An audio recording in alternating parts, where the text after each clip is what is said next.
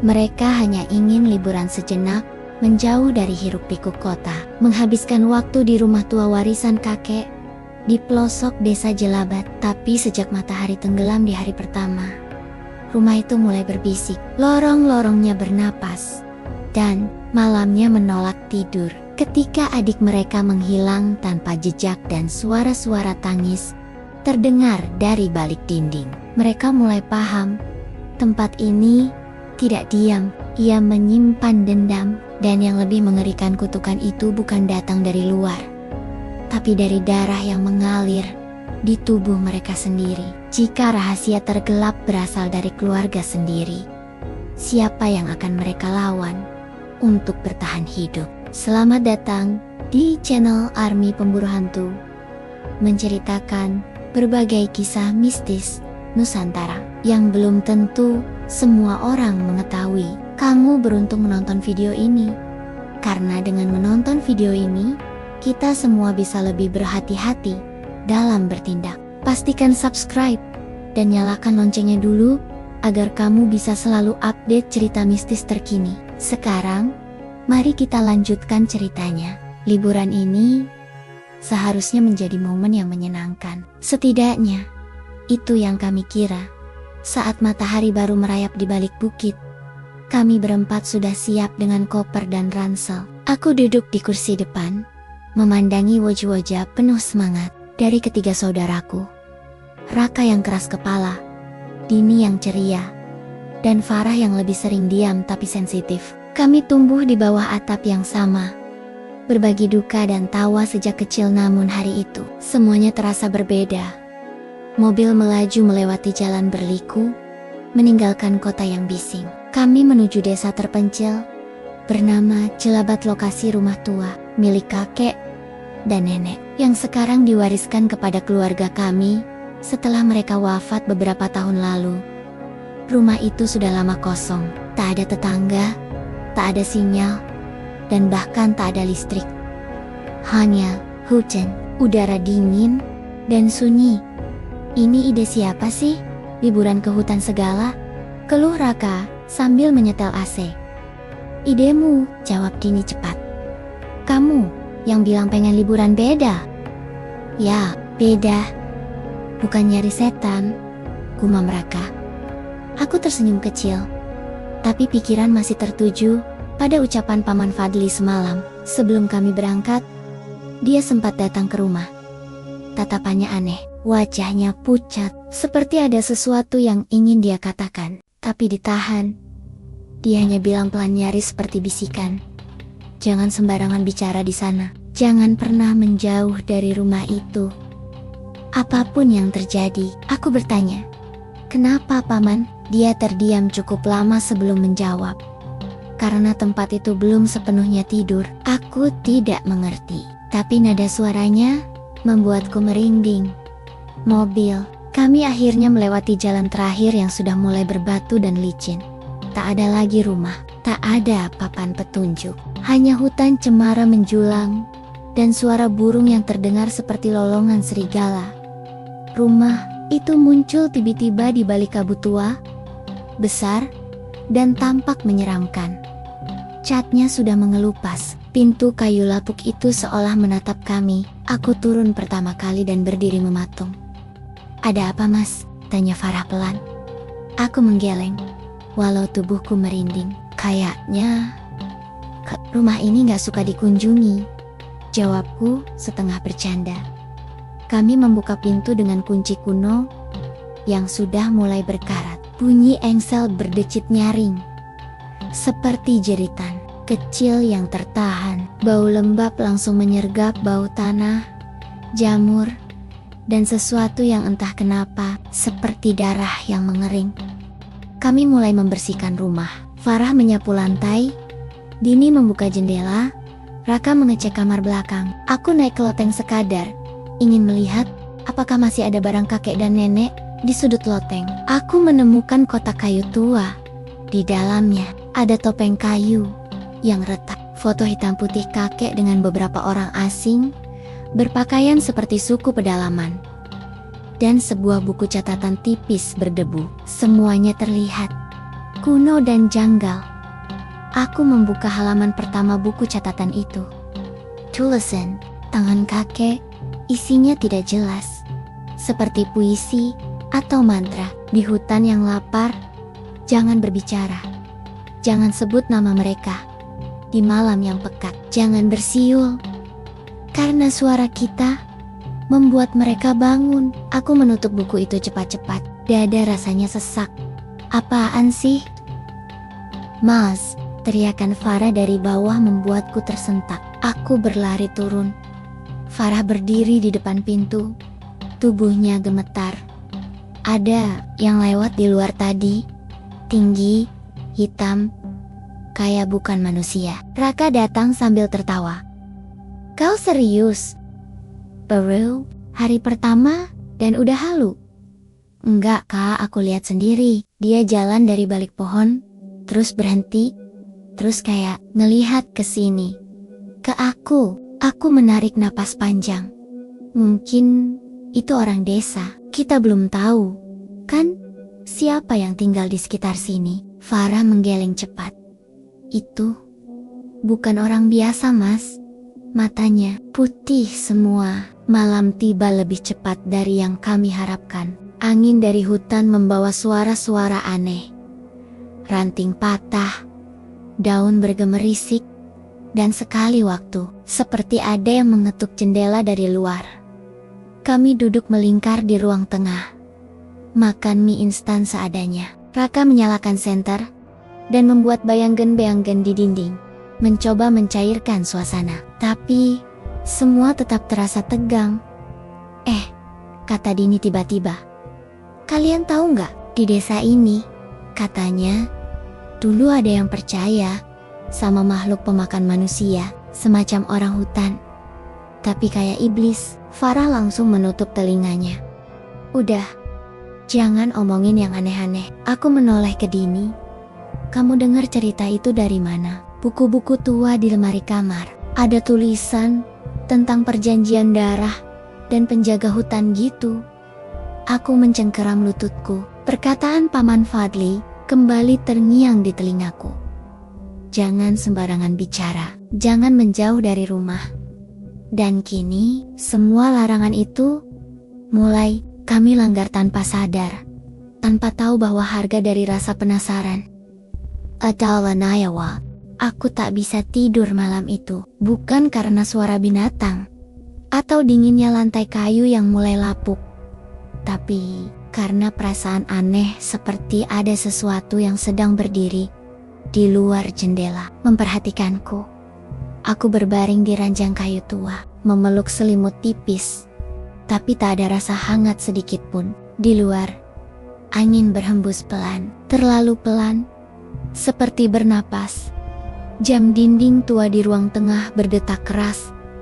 Tik, tik, tik, tik. Setiap detiknya menusuk telingaku. Aku memejamkan mata, berharap pagi segera datang. Tapi yang datang justru suara pelan, seperti bisikan. Jangan sebut nama mereka. Mataku langsung terbuka. Aku duduk tegak, jantungku berdegup kencang. Farah, bisikku. Tak ada jawaban. Aku keluar dari kamar dan menemukan lorong yang sudah gelap total. Senterku tertinggal di bawah. Sial. Langkahku pelan, kakiku menyentuh lantai dingin. Dan saat aku melewati jendela yang menghadap ke halaman belakang, aku melihat bayangan tinggi dan kurus berdiri diam, tak bergerak, menatapku. Aku terdiam, nafasku terhenti. Tapi saat aku berkedip, bayangan itu menghilang. Pagi datang tanpa permisi, tapi sinarnya tak membawa ketenangan. Burung-burung tidak berkicau, dan tak kenapa, udara di sekitar rumah terasa lebih berat, lebih pengap. Dini menguap lebar sambil menggulung rambutnya. Semalam tidurku nyenyak banget. Farah duduk diam di pojokan ruang tamu, memeluk lutut, wajahnya pucat, matanya sembab. Kamu gak tidur semalam? Tanyaku lembut. Dia hanya menggeleng. Lalu pelan-pelan, ia berkata, aku dengar suara mas, dari luar. Dia manggil namaku. Aku menoleh ke Raka. Dia hanya mengangkat bahu. Farah, mungkin itu cuma mimpi. Aku tahu bedanya mimpi dan kenyataan. Kak, bentaknya. Tiba-tiba, suasana mendadak kaku. Farah menunduk lagi. Maaf, aku cuma takut. Dini mencoba mencairkan suasana dengan membuka jendela.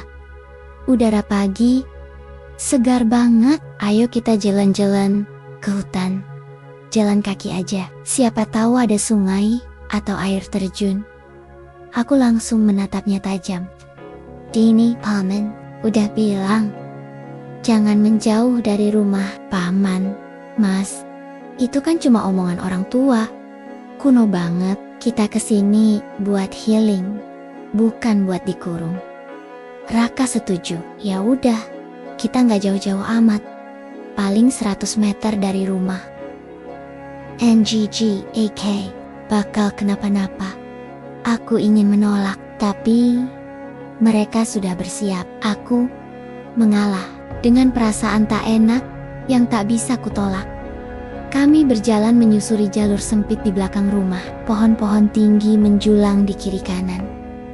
Akar menjalar kemana-mana. Cahaya matahari tertahan di pucuk dedaunan, menciptakan bayangan yang menari di tanah. Dini tertawa-tawa. Ia menirukan suara binatang, berteriak-teriak, memanggil suara gaib. Ha, ada yang di sana. Hei, orang hutan, muncul dong. Kita bawa snack nih, hei. Penjaga hutan. Farah menarik tangannya. Dini, jangan gitu. Tapi Dini hanya tertawa. Kami terus berjalan dan berjalan hingga tiba di sebuah pohon besar dengan batang hitam seperti hangus terbakar. Di batangnya ada ukiran aneh, garis-garis melingkar seperti simbol kuno. Raka menyentuhnya. Simbol suku ya. Tepat saat ia menyentuh, angin berhenti. Semua menjadi sunyi. Menyakitkan. Dini tertawa kecil, tapi suara tawanya memantul, seperti ada orang lain yang ikut menirukannya dari kejauhan. Kami semua terdiam. Dengar nggak? Bisik Farah. Suara apa? Tanya Raka. Tapi aku mendengar jelas. Tawa pelan dari balik pepohonan. Tapi bukan suara Dini, bukan suara perempuan. Tawa itu berat, kasar, terlalu dekat. Kami langsung berbalik dan berlari. Tapi sebelum pergi, aku sempat melihat sesuatu tergantung di atas pohon. Seekor kucing mati. Perutnya terburai. Di bawahnya, darah membentuk simbol yang sama seperti di pohon. Aku muntah di tempat. Kami sampai kembali di rumah. Nafas tersengal. Dini pucat. Tak lagi tertawa. Sudah cukup. Kita nggak keluar rumah lagi, ucapku tegas. Raka hanya diam. Farah memelukku dari belakang. Tubuhnya gemetar. Malam pun datang lebih cepat. Langit menjadi gelap tanpa bintang. Dan dari arah pohon-pohon itu, bisikan itu datang kembali. Sudah 2 malam kami tinggal di rumah tua ini. Dan setiap malam terasa semakin panjang, semakin kelam. Aku menulis di buku catatan kecil milik kakek. Halaman demi halaman kini terisi dengan pengalaman kami, bukan sebagai kenangan indah, tapi sebagai catatan hidup, atau mungkin peringatan terakhir kalau kami tidak selamat. Dini, sejak kejadian di hutan kemarin, berubah drastis. Ia tidak banyak bicara, matanya kosong, seolah pikirannya tak lagi di sini. Pagi ini, dia duduk di kursi goyang dekat jendela. Pandangannya menatap hutan, tubuhnya tak bergerak sedikit pun. Dini, panggilku pelan. Dia menoleh, bibirnya tersenyum, tapi tidak hangat, matanya hampa. Aku dengar mereka, Mas, bisiknya. Mereka, dia mengangguk. Mereka bilang, kita sudah terlalu dekat. Kita mengganggu. Kita harus pergi. Atau mereka yang akan datang. Aku menelan ludah. Nafasku mulai tidak karuan. Dini, jangan bicara sembarangan, tegur Raka. yang baru saja masuk sambil membawa kayu untuk perapian. Kau cuma kecapekan, tambahnya. Berusaha terdengar santai. Dini tidak menjawab. Ia hanya mengayunkan kursinya pelan sekali. Siang itu, kami memutuskan untuk membetulkan pompa air yang rusak di belakang rumah. Raka bersikeras ingin memperbaikinya sendiri. Aku ikut, walau setengah hati. Saat menggali tanah di dekat sumur tua, Raka menemukan sesuatu. Mas, ini apa? Kami menyingkirkan tanah, dan terlihat kotak kayu kecil, terkubur sangat dalam, dibungkus kain merah gelap. Perasaanku langsung tak enak. Raka membukanya. Isinya tulang. Bukan tulang hewan, tapi bentuknya terlalu kecil untuk orang dewasa. Dan terlalu besar untuk hewan peliharaan. Ada juga potongan rambut, gigi dan kuku yang sudah menghitam. Tutup itu Kak, teriakku. Tapi terlambat. Angin berhembus tiba-tiba. Daun-daun berterbangan. Pohon-pohon di belakang rumah bergerak sendiri. Seperti diguncang dari dalam, kami kembali ke rumah dengan napas terengah-engah. Tapi saat membuka pintu, Farah berdiri di ruang tengah. Wajahnya pucat pasi. Matanya melebar. Dia menunjuk ke arah tangga sambil bergetar. Dini naik ke loteng sendiri. Dia bawa lilin. Dia nyanyi sesuatu kayak mantra. Aku langsung berlari menaiki tangga. Suasana di loteng sangat gelap. Hanya satu lilin yang menyala di sudut. Dan di sana, Dini duduk bersila, menghadap dinding yang dipenuhi tulisan merah dengan darah. Di depannya, topeng kayu kakek yang semula ada di kotak kini dipasang di kepalanya. Ia berbicara dalam bahasa yang tidak kukenal. Dini, seruku. Dia menoleh. Wajahnya tertutup bayangan dari cahaya lilin. Tapi aku bisa melihat senyum lebar yang bukan miliknya.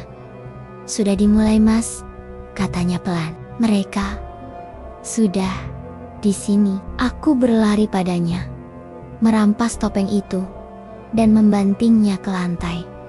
Lilin padam seketika, semua jadi gelap.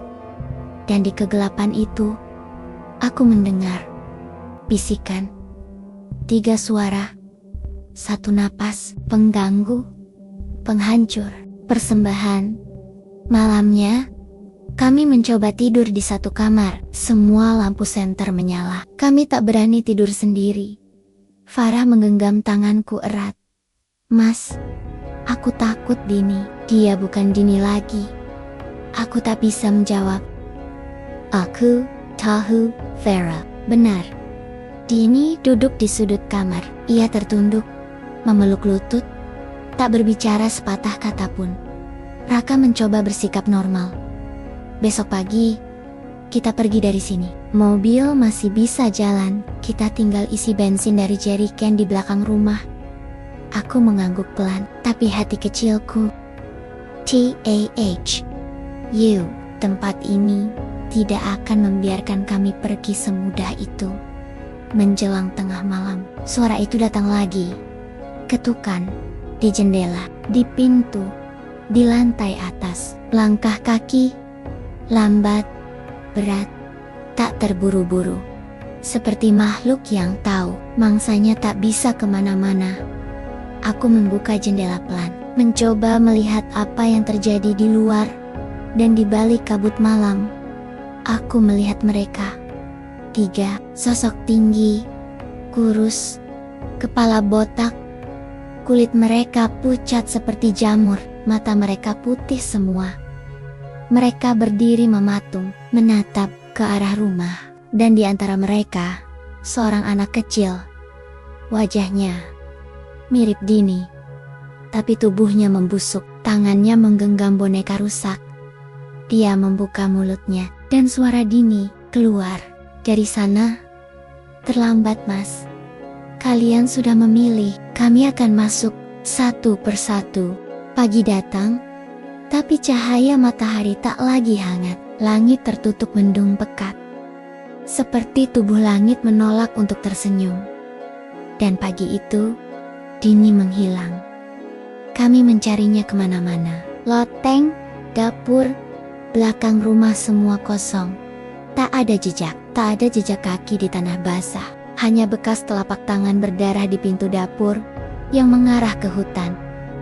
Farah menangis. Raka mengumpat. Aku hanya bisa berdiri di depan pintu, memandang ke pohon-pohon tinggi yang diam tapi hidup. Dia nggak bisa pergi jauh. Gumam. Raka menggenggam kapak kecil dari gudang. Tapi, kalau mereka yang ambil dia, tanya Farah, nyaris tak terdengar. Aku tak menjawab. Jujur saja, aku pun tak yakin. Namun sebelum kami sempat bergerak, aku teringat sesuatu buku catatan kakek. Aku mengambilnya dari loteng. Kali ini, aku baca lebih dalam. Tulisan tangan kakek semakin sulit dibaca. Tapi, di halaman tengah, ada bagian yang ditulis dengan tinta merah entah tinta atau darah. Tahun-tahun yang hilang. Rahasia yang dibungkam. Jelabat tidak pernah benar-benar kosong. Ada perjanjian. Kami dulu penjaga gerbang. Setiap bulan, 1 kepala. Jika tak ada, mereka akan ambil milik kami. Aku menutup buku itu. Napas tercekat. Farah menatapku takut. Mas, maksudnya apa? Aku membuka halaman berikutnya. Ada gambar kasar. Peta terowongan dengan simbol-simbol aneh yang sama seperti yang kami lihat di hutan. Di bawahnya, tulisan terbaca jelas. Mereka tinggal di bawah di perut bumi. Mereka tak suka cahaya. Tapi suara bisa membangunkan mereka. Dan jika nama mereka disebut, mereka tahu dari mana suara itu berasal. Aku mendadak teringat Dini di hutan. Teriak memanggil mereka, menertawakan mereka. Semuanya mulai masuk akal. Kami mencoba mencari Dini, tapi tak berani masuk hutan terlalu dalam. Farah terus melihat ke belakang. Raka menggenggam erat kapaknya. Tak jauh dari rumah, kami menemukan pohon besar yang daunnya kering, meski pohon lain masih hijau. Di bawahnya, sebuah lubang tanah terbuka. Lubangnya sempit, namun cukup besar untuk dilewati tubuh manusia. Raka menatapku. Terowongan? Aku mengangguk. Seperti di buku kakek, Farah mulai menangis. Mas, jangan masuk. Kita tunggu Dini balik aja. Tolong. Tapi aku tahu, Dini akan kembali sendiri. Kami belum turun, belum berani. Malam itu, saat kami duduk di ruang tengah, dengan semua lampu senter menyala, dan pintu terkunci rapat, aku membuka halaman terakhir, buku catatan kakek. Dan disitulah aku melihatnya. Sebuah kisah. Sebuah sejarah. Yang selama ini disembunyikan. Kilas balik, tulisan kakek, sekitar 50 tahun lalu, mereka bukan manusia, tapi dulunya pernah menjadi manusia. Dahulu kala, desa kami ditimpa musim kelaparan hebat. Tanaman gagal, hujan tak turun. Anak-anak mati satu persatu, dan pada malam tertentu, para tetua berkumpul di bawah tanah, membuat perjanjian. Seekor domba setiap bulan. Tapi saat hewan habis, gantinya manusia. Kami menyebut mereka pengawal kabut. Mereka tinggal di bawah. Mereka tak makan tumbuhan, mereka memakan daging dan ketakutan. Dan setiap kali mereka kenyang, desa kami subur kembali. Tapi rasa lapar mereka tak pernah benar-benar berhenti. Saat ibuku sendiri ditawarkan sebagai tumbal, aku kabur. Aku berlari ke kota, tapi rasa bersalah tak pernah pergi. Aku kembali 20 tahun kemudian, membawa anak-anak. Kupikir semuanya sudah mati. Tapi rumah itu masih berdiri dan mereka masih menunggu. Karena keluarga kamilah yang menandatangani perjanjian itu pertama kali. Tanganku gemetar. Mas, suara Farah bergetar. Kakek pernah menyerahkan keluarga sendiri? Aku menggeleng. Dia kabur, tapi dia tahu darah kita yang menandatangani perjanjian pertama. Mungkin karena itu mereka masih menunggu kita datang kembali. Raka berdiri, wajahnya marah. Jadi, selama ini kita dijebak buat balik ke sini? Aku tak menjawab, karena jauh di dalam hatiku aku tahu jawabannya. Ya, kami dipanggil, dan kami datang menjelang dini hari. Saat rasa kantuk mulai meninabobokan, pintu depan terbuka sendiri. Angin masuk, lilin padam, dan dari luar langkah kaki kecil terdengar. Kami berdiri serentak. Raka mengangkat kapaknya. Aku menggenggam Farah. Dari balik pintu, Dini masuk, tapi tubuhnya berantakan. Bajunya penuh lumpur, rambutnya basah, mata kirinya berdarah. Dan dari mulutnya, suara yang keluar bukan suara manusia. Kalian menolak panggilan, tapi sekarang harus mengganti yang hilang. Aku menatap sosok di ambang pintu. Dini, atau sesuatu yang menyerupainya. Tubuhnya compang-camping, bajunya robek penuh lumpur, dan ada darah mengering di sudut bibirnya. Matanya memerah, tapi yang paling menakutkan adalah senyumnya, senyum yang tidak pernah dimiliki adik perempuanku. Bukan Dini yang aku kenal, bukan dia. Raka melangkah maju, memeluk gagang kapaknya erat-erat. Dini, itu kamu? Suaranya pelan, nyaris ragu. Dini hanya tersenyum, kepalanya miring ke kanan, dan dengan langkah kaku, ia berjalan masuk rumah. Aku udah lihat semuanya, bisiknya. Di bawah lorongnya, tubuh, suara-suara. Mereka menunggu kita. Kita ini warisan. Farah bersembunyi di belakangku, tangannya mencengkeram bajuku erat. Aku mendekat pelan. Dini, kalau kamu masih bisa dengar suara kami, lawan mereka. Kamu masih. Dini, matanya berkedip cepat, seolah jiwanya bertarung di dalam sana. Lalu, untuk beberapa detik dia menangis. Mas, aku takut, dan tiba-tiba matanya membelalak dan tubuhnya tersentak, seolah ada tangan tak terlihat yang menarik saraf-saraf di tubuhnya dari dalam. Sudah terlambat, teriaknya dengan suara yang bukan miliknya. Seketika, lampu senter kami padam serentak. Gelap. Suara langkah kaki, bukan satu, banyak. Di luar, di loteng, di bawah lantai, di balik dinding mereka, di mana-mana. Kami berlari ke kamar belakang, mengunci pintu. Raka menyusun meja dan kursi sebagai penghalang. Farah meringkuk di pojok, menangis keras. Aku mendekatinya, berusaha menenangkan. Di luar kamar, kami bisa mendengar suara Dini tertawa. Suara benda pecah, pintu dibanting, kakar mencakar kayu. Tapi langkah-langkah itu tidak terdengar seperti manusia. Lalu semuanya hening, benar-benar hening, terlalu hening. Aku berbisik, mereka belum masuk. Dan tepat saat kata itu keluar dari mulutku, tembok sebelah kiriku bergetar, seolah ada sesuatu yang menggali dari dalam tanah. Raka memukul dinding dengan kapaknya. Keluar kalian, dasar pengecut. Aku memeluk Farah. Jangan terpancing, mereka ingin kita panik. Dan benar saja, tiba-tiba langit-langit kamar kami jebol. Satu sosok jatuh dari atas tinggi, kurus, kulitnya abu-abu kebiruan, matanya putih menyala seperti bara salju, rahangnya panjang, giginya seperti jarum. Ia mengaum tanpa suara. Raka menyerangnya dengan kapak, tapi makhluk itu hanya mundur sedikit, lalu menghilang ke balik bayangan. Gerakannya bukan gerakan manusia.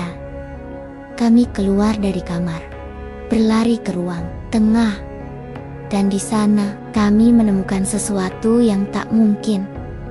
Pintu utama terbuka lebar, tapi di depan pintu tergeletak tubuh Dini, terbaring seperti boneka rusak. Lehernya patah, matanya terbuka, dia tak bergerak. Farah menjerit. Aku mendekati tubuh Dini. menyentuh tangannya dingin. Tapi sebelum aku sempat mengatakan apapun, tangannya mencengkeram pergelanganku erat. Kami belum selesai. Suaranya serak, bibirnya tak bergerak. Itu bukan suara Dini. Itu suara dari dalam tubuhnya. Raka menarikku mundur. Kita keluar sekarang juga. Lari ke mobil. Kami berlari tanpa menoleh lagi. Di luar, kabut sudah turun, tebal, menghalangi pandangan. Kami menuju mobil. Raka membuka pintu, mencoba menyalakan mesin, tapi seperti dugaanku, mobil tak hidup. "Kenapa?" teriakku. "Bensinnya hilang." "Tangki kosong." Aku mencium bau aneh bensin bercampur tanah basah, seperti sesuatu menyedotnya dari bawah mobil. "Mas!" teriak Farah, menunjuk ke arah hutan bangen-bangen tinggi, mulai muncul di balik kabut. Mereka berdiri, diam, tapi perlahan berjalan mendekat. Suara langkah mereka seperti tulang patah retak, renyah, kering. Kami mundur. Tak ada arah tujuan, rumah tak lagi aman, hutan penuh makhluk, mobil tak bisa diandalkan. Kita masuk ke gudang belakang, usulku cepat.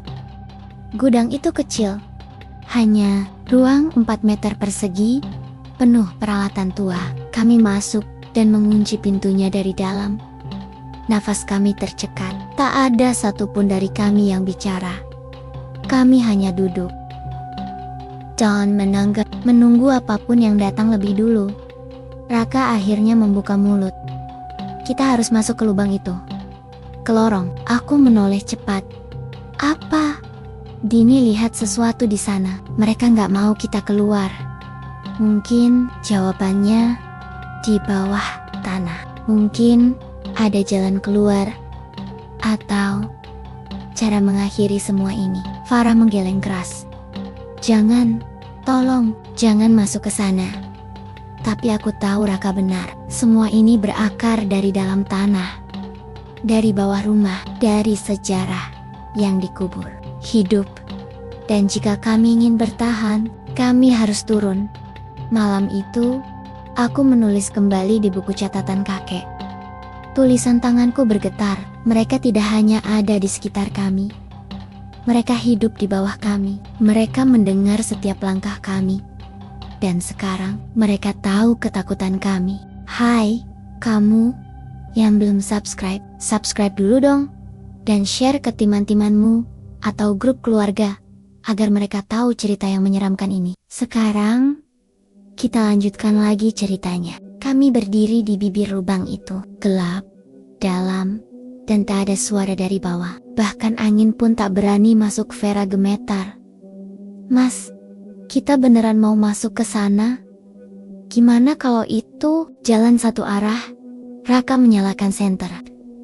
"Kalau kita diam di sini, kita tetap akan mati. Di bawah mungkin ada petunjuk, atau mungkin jalan keluar." Aku memandangi lubang itu.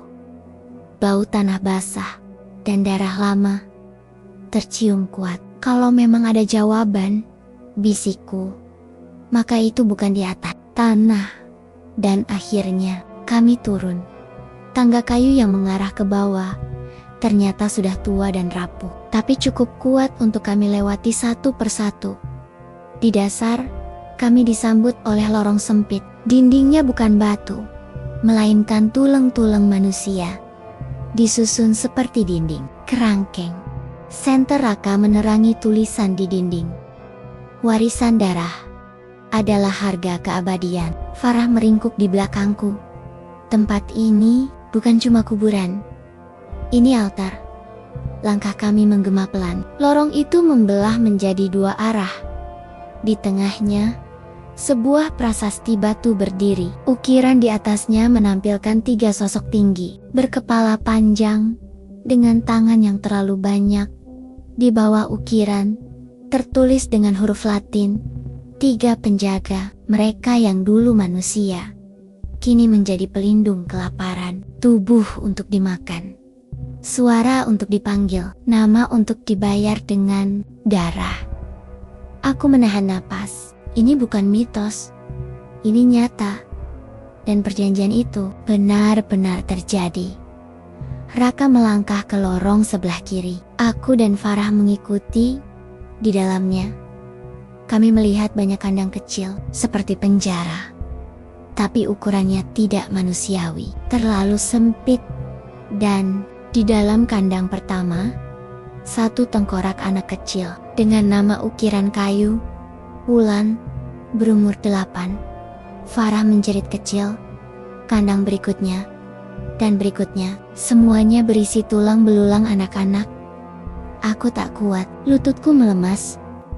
Raka membaca nama-nama pada papan. Semuanya anak-anak. Mereka dijadikan tumbal, Mas. Mereka dikurung hidup. Aku ingin berhenti, tapi sesuatu menarikku ke ujung lorong. Di ujung lorong itu, ada meja persembahan. Dan di atasnya, foto kakek bersama 2 pria lain. Dan yang membuat jantungku berhenti berdetak sejenak adalah salah satu pria di foto itu adalah Paman Fadli. Tidak, bisikku. Raka memandangku. Jadi, Paman tahu ini semua. Aku mengangguk perlahan. Dia bagian dari perjanjian itu. Farah jatuh terduduk.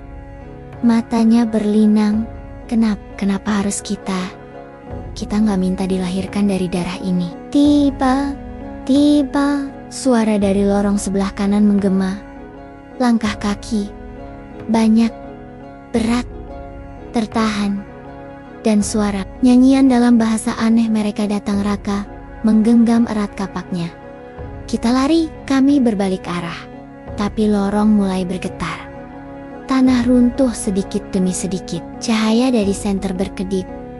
Aku menarik Farah. Kami menyusuri lorong lain yang lebih kecil, berharap ada jalan keluar. Tapi di ujung lorong, kami menemukan ruang melingkar. Dindingnya dipenuhi coretan tangan berdarah. Di tengah ruangan, ada lubang sumur kecil. Dan di dalamnya, aku mendengar suara anak-anak menangis. Aku mendekat. Mas, jangan, seru Farah. Tapi aku terus menunduk, dan dari dasar sumur itu, satu tangan kurus mencuat ke atas. Lalu wajah Dini muncul. Matanya kosong, kulitnya mengelupas. Tapi dia menatapku. Mas, tolong. Farah menangis. Itu bukan Dini. Dia udah, gak ada. Tapi aku tak bisa berpaling. Tanganku sudah menyentuh tangan Dini. Dan gelap. Semua cahaya padam. Saat aku membuka mata, aku tidak lagi di lorong itu. Aku berdiri di sebuah rumah tua, tapi belum runtuh. Dindingnya masih utuh. Di dalamnya, aku melihat kakek masih muda. Ia duduk bersama 2 pria lain. Salah satunya Paman Fadli. Mereka berbicara dengan seseorang berpakaian aneh penuh kalung tengkorak kecil. Kalau kau ingin keluargamu tetap hidup, kata orang itu, serahkan satu saja setiap bulan. Anak-anak lebih disukai. Kakek terlihat ragu. Paman Fadli memukul meja. Kita sudah putuskan. Kita harus selamat. Tidak ada pilihan. Kakek menunduk. Air matanya jatuh. Lalu tayangan berubah. Kini aku melihat bayi kecil dalam box rodent. Namanya ditulis di sisi box itu. Ardini. Aku kembali sadar. Farah memelukku erat. Mas, kamu tadi gak sadar. Kamu nyebut-nyebut nama Dini terus. Aku bangkit. Raka terlihat kotor, matanya merah. Kita harus keluar dari sini. Tapi sebelum kami sempat bergerak, dari arah lorong utama, 3 sosok besar muncul. Mereka tak terburu-buru, tapi setiap langkahnya membuat tanah berguncang. Kulit mereka seperti dibalut luka. Gigi mereka panjang, mata mereka tidak berkedip. 3 penjaga, dan di belakang mereka Paman Fadli. Dengan wajah yang berbeda, senyum yang bukan senyum manusia. Sudah waktunya, katanya. Warisan darah tak bisa dihapus. Mereka berdiri di hadapan kami. 3 penjaga, tinggi, diam, menyeringai tanpa bibir. Dan di antara mereka, Paman Fadli tersenyum seperti tidak pernah mengenalku. Sudah waktunya, katanya tenang. Darah kalian, hutang lama. Dan Samia, hutang, pasti ditagih. Aku berdiri di depan Farah dan Raka. Tanganku bergetar, tapi dadaku dipenuhi amarah. Jadi, selama ini Paman tahu, semua ini, rumah ini, suara-suara, lorong ini. Paman Fadli hanya menatapku dengan tatapan, "Iba, kalian tidak paham. Ini bukan soal keinginan. Ini pengorbanan. Tanpa itu, keluarga kita habis sejak dulu." Raka maju dengan kapak di tangan. "Paman, gila."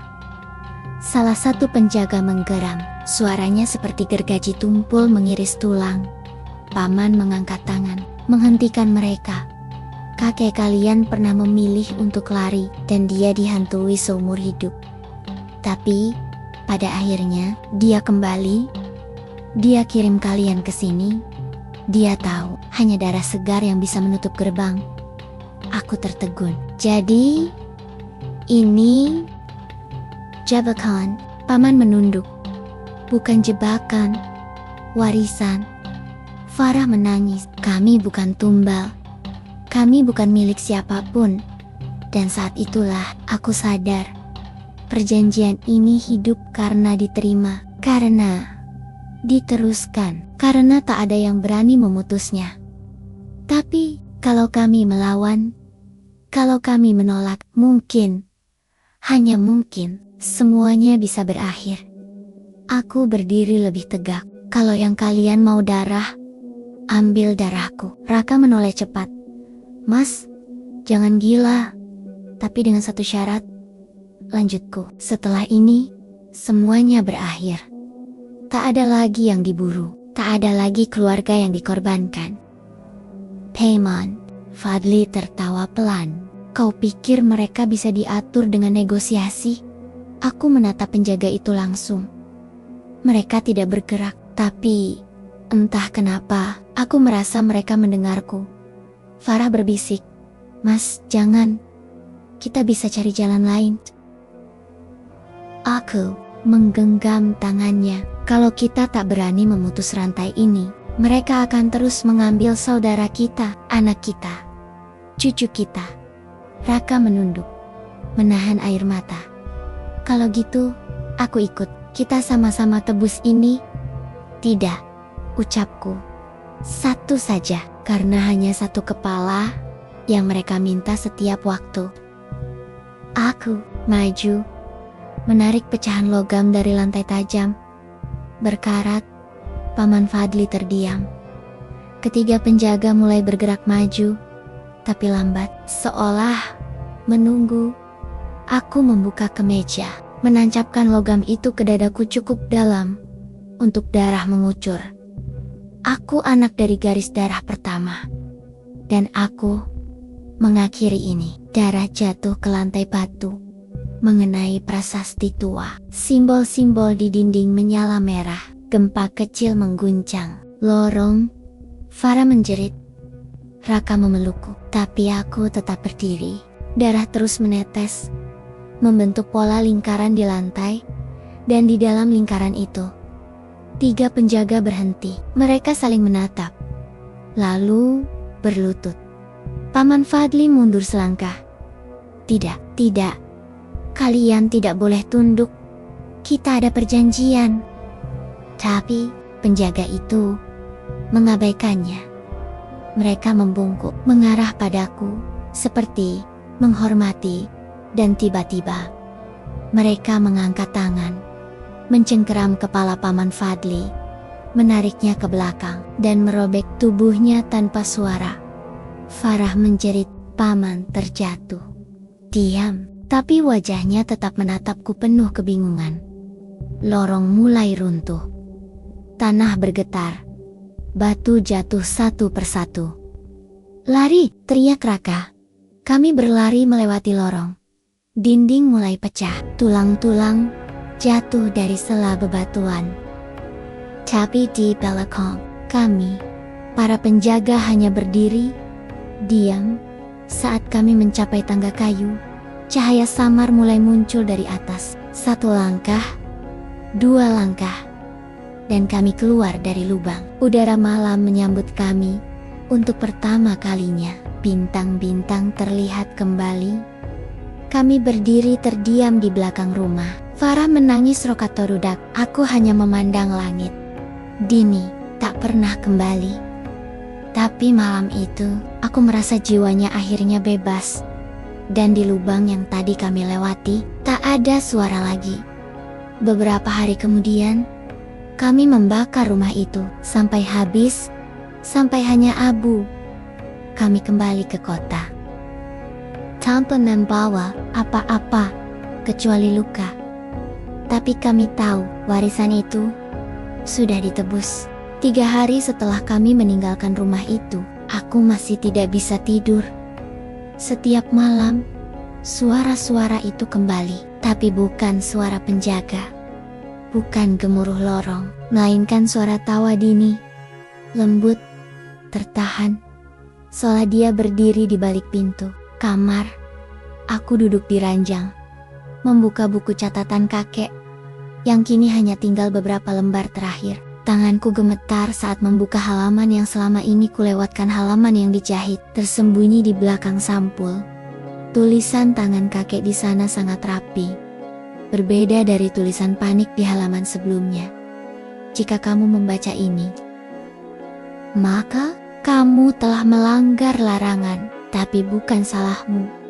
Karena warisan dosa memang selalu diturunkan dengan sunyi. Apa yang terjadi di Jelabat bukan hanya karena kelaparan, tapi karena kebencian 3 pria.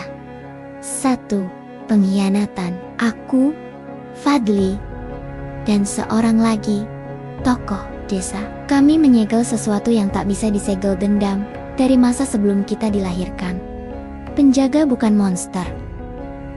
Mereka adalah hasil sumpah yang dibelokkan. Mereka menunggu bukan karena lapar, tapi karena kita tak pernah meminta maaf. Dan jika ingin mengakhiri semuanya, bukan darah yang harus ditumpahkan, tapi kejujuran yang harus ditelanjangi. Aku mematung.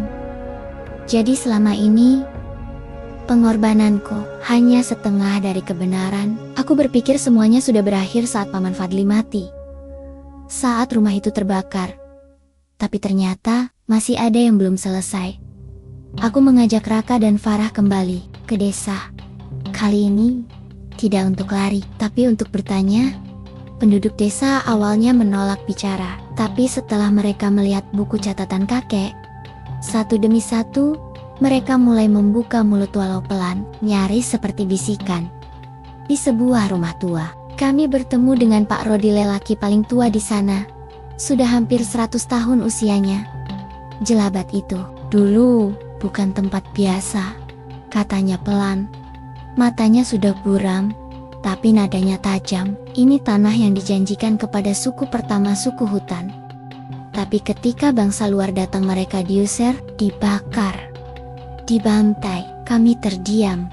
Yang tersisa, mereka lari ke dalam bumi, bertahan dengan sisa-sisa tulang. Mereka membuat perjanjian dengan yang tak kelihatan. Bukan karena mereka jahat, tapi karena mereka dikhianati. Farah menelan ludah. Jadi, penjaga itu, mereka adalah korban? Pak Rodi mengangguk pelan, dan selama desa ini masih berpura-pura tidak tahu, mereka akan tetap bangkit. Bukan untuk membunuh, tapi untuk mengingatkan. Aku teringat kata kakek, jika ingin mengakhiri semuanya, bukan darah yang harus ditumpahkan, tapi kejujuran yang harus ditelanjangi. Kami tahu apa yang harus dilakukan. Malam itu, kami berdiri di bekas tanah rumah kakek, tanah hangus, tapi lubang terowongan masih terbuka. Kami membawa batu nisan sederhana terukir untuk mereka yang disingkirkan, dikhianati, dan disumpah sebagai iblis. Kami tahu kebenaran. Kami tidak lagi diam. Kami menaruh nisan itu di pinggir lubang. Lalu, aku menyalakan lilin, menunduk, dan berkata, "Nama-nama kalian tidak kami tahu, tapi dosa itu bukan lagi ditutupi.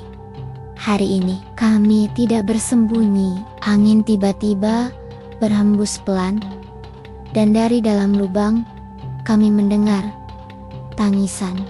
Bukan jeritan, tapi tangisan liga, dan untuk pertama kalinya lubang itu mengeluarkan cahaya.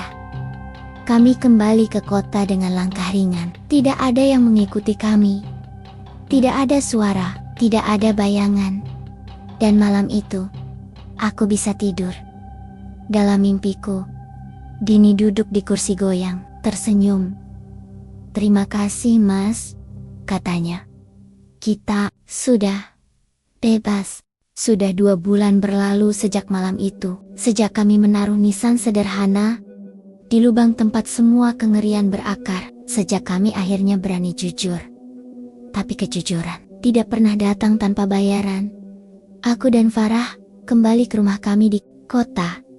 Raka memilih pergi jauh, katanya ingin menyendiri, menenangkan pikiran. Tak ada yang bisa kami salahkan, karena sejak malam terakhir di Jelabat, Raka tak pernah benar-benar bicara seperti dulu. Tatapannya kosong. Dan sesekali, ketika malam mulai tenang, dia duduk menatap dinding seperti melihat sesuatu yang tak terlihat. Farah masih suka terbangun di tengah malam. Seringkali dia mengigau, memanggil nama Dini. Kadang, saat aku bangun duluan dan melihatnya tidur di sampingku, nafasnya pelan, wajahnya tenang, aku merasa seperti dunia telah kembali normal. Tapi cukup satu suara, satu ketukan di jendela, atau satu bayangan di tembok dan semuanya kembali. Ingatan itu, lorong itu, wajah Dini. Kami memutuskan pindah ke rumah baru.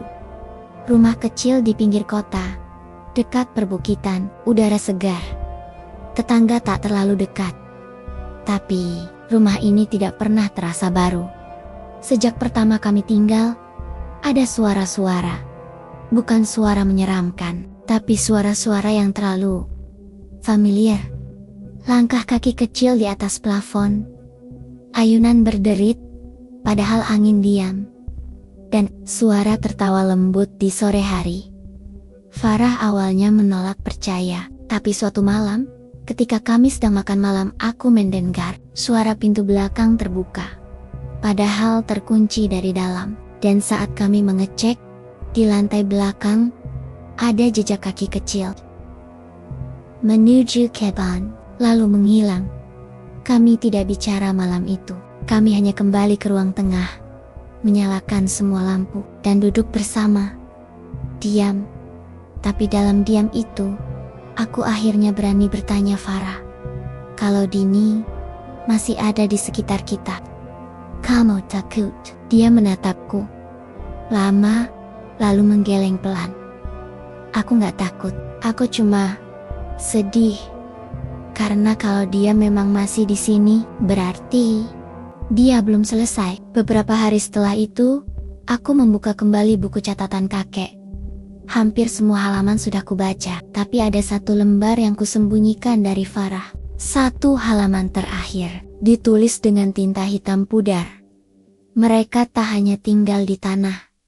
Mereka tinggal di dalam kita, bukan sebagai makhluk, tapi sebagai warisan rasa takut. Kita mewarisi ingatan, trauma, dan keengganan untuk berkata jujur. Jika kalian benar-benar ingin mengakhiri ini, jangan hanya membakar rumah, tapi bangun rumah baru. Rumah yang berani bicara.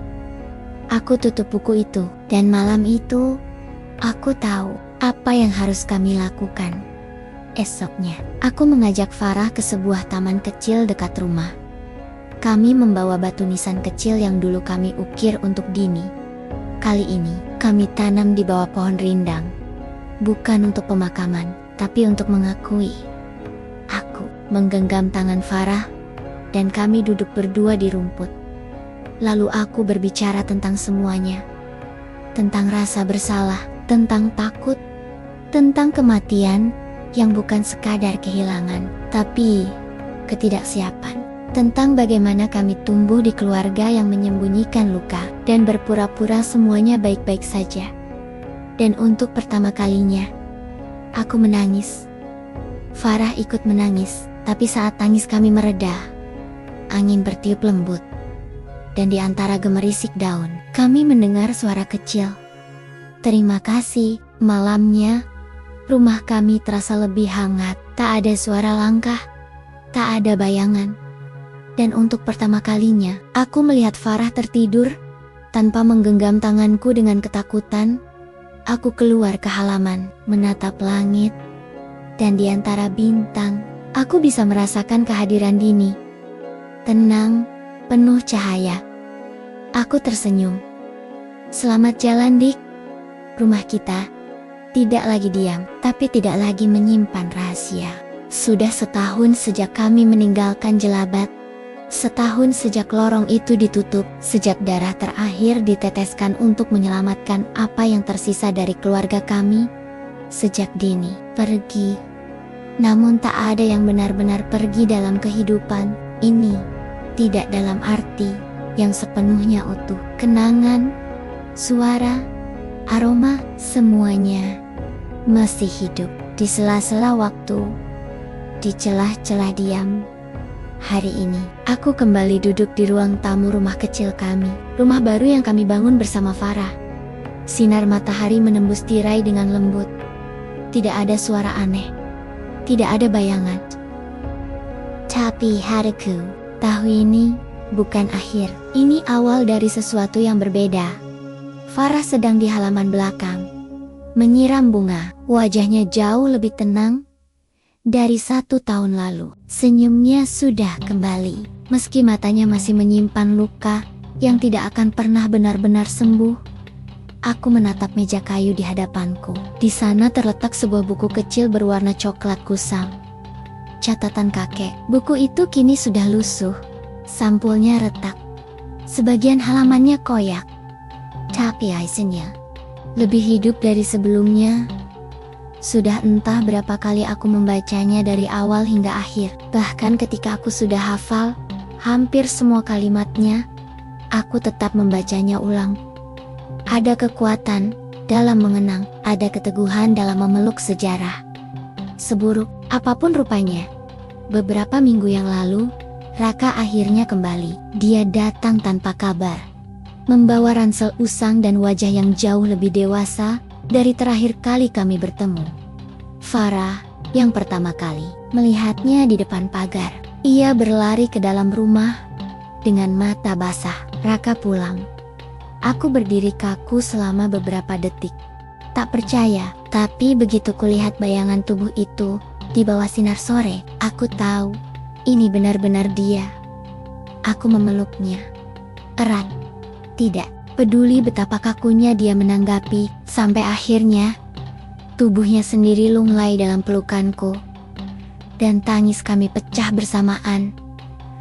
Gue kira gue bakal hilang, Mas, katanya lirih. Tapi waktu gue jalan ke desa sebelah, gue ketemu anak kecil yang kelaparan, sendirian, gak ada orang tua. Dia mirip banget sama Dini. Dan waktu gue ngasih dia roti, dia senyum. Dari situ gue tahu, gue harus balik. Bukan buat nyelamatin diri, tapi buat jadi pelindung, buat jadi penjaga. Aku hanya bisa mengangguk. Tidak perlu banyak kata. Kami paham rasa kehilangan yang sama. Dan juga take out yang baru. Beberapa waktu setelah Raka kembali, kami bertiga memutuskan mengunjungi kembali tanah rumah lama tempat semuanya bermula dan berakhir di sana. Nisan batu kecil masih berdiri kokoh di bawah pohon besar. Di sekitarnya, rumput liar sudah mulai tumbuh, tapi tidak menyentuh nisan itu. Seolah alam pun menghormati kehadirannya. Kami membawa bunga putih, meletakkannya di pangkal batu. Farah berbisik, kita nggak datang buat menagih keadilan. Kita datang buat memberi cinta yang terlambat. Aku dan Raka duduk bersimpuh. Kami diam, Tapi dalam diam itu, begitu banyak hal yang kami bicarakan dalam hati. Tentang kebenaran, tentang pengampunan, tentang warisan yang tidak kami pilih. Tapi akhirnya kami bawa juga. 2 bulan setelah itu, aku dan Farah memutuskan menulis ulang seluruh kisah ini dalam bentuk naskah utuh. Kami tidak menggunakan nama kami sendiri. Kami tidak menyebut nama desa atau tempat. Kami hanya menulis dengan satu tujuan, agar orang-orang tahu bahwa luka tidak untuk diwariskan, tapi untuk disembuhkan. Buku itu kami beri judul Rumah yang Pernah Diam. Kami cetak 20 eksemplar. 1 kami letakkan di perpustakaan kota. 1 kami kirim ke universitas tempat Raka dulu kuliah. Sisanya kami titipkan ke beberapa sekolah, desa dan taman bacaan masyarakat. Kami tidak berharap kisah itu viral. Kami hanya ingin ia hidup tenang dan jujur, seperti cara Dini seharusnya hidup. Setiap malam, sebelum tidur, aku sering keluar ke beranda, menatap langit, mencari bintang yang paling terang. Dan setiap kali kutemukan satu bintang yang seolah tak pernah padam, aku tahu Dini ada di sana. Bukan sebagai hantu, bukan sebagai sosok yang terperangkap, tapi sebagai bagian dari langit yang akhirnya bebas. Farah kadang ikut duduk bersamaku, membawa 2 cangkir teh hangat. Kami tidak bicara banyak, cukup saling diam dengan nyaman. Sampai malam itu tiba. Sebuah surat datang dari perpustakaan kota. Petugas menulis bahwa buku kami mulai dibaca oleh pengunjung. Bahkan, beberapa pelajar menuliskannya sebagai bahan esai, sejarah lokal dan budaya mistis Nusantara. Aku membaca surat itu perlahan, lalu tersenyum. Farah menggenggam tanganku. Mereka tahu, katanya. Aku menatap matanya. Mereka tahu, dan mereka tidak takut. Beberapa minggu kemudian, Raka datang, membawa kabar bahwa yayasan yang ingin dia bangun untuk anak-anak yatim telah mendapat izin dari pemerintah desa. Ia menamai yayasan itu Yayasan Cahaya Dini, tempat anak-anak bisa tumbuh tanpa ketakutan. Aku tak kuasa menahan air mata saat melihat plang kayu yang ia buat sendiri. Tulisannya dibakar dengan solder kecil. Bersama anak-anak lain, Dini akan tetap hidup, bukan sebagai roh penasaran, tapi sebagai simbol harapan.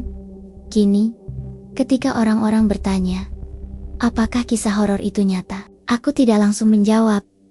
Aku hanya bilang, kisah itu bukan tentang hantu, tapi tentang keluarga, tentang trauma, tentang keberanian. Dan bila mereka bertanya, apakah penjaga itu masih ada? Aku hanya akan menjawab dengan senyum tipis. Penjaga yang sejati bukan makhluk menakutkan, tapi orang-orang yang berani mengakhiri luka agar tak lagi diwariskan. Dunia ini tidak pernah bebas dari kegelapan, tapi selama masih ada orang yang berani menyalakan pelita kecil, masih ada harapan. Dan jika suatu hari aku punya anak, aku akan cerita tentang Dini, tentang rumah yang pernah sunyi karena menyembunyikan rasa bersalah. Tapi aku akan akhiri cerita itu dengan tawa, karena akhirnya kami bisa bicara.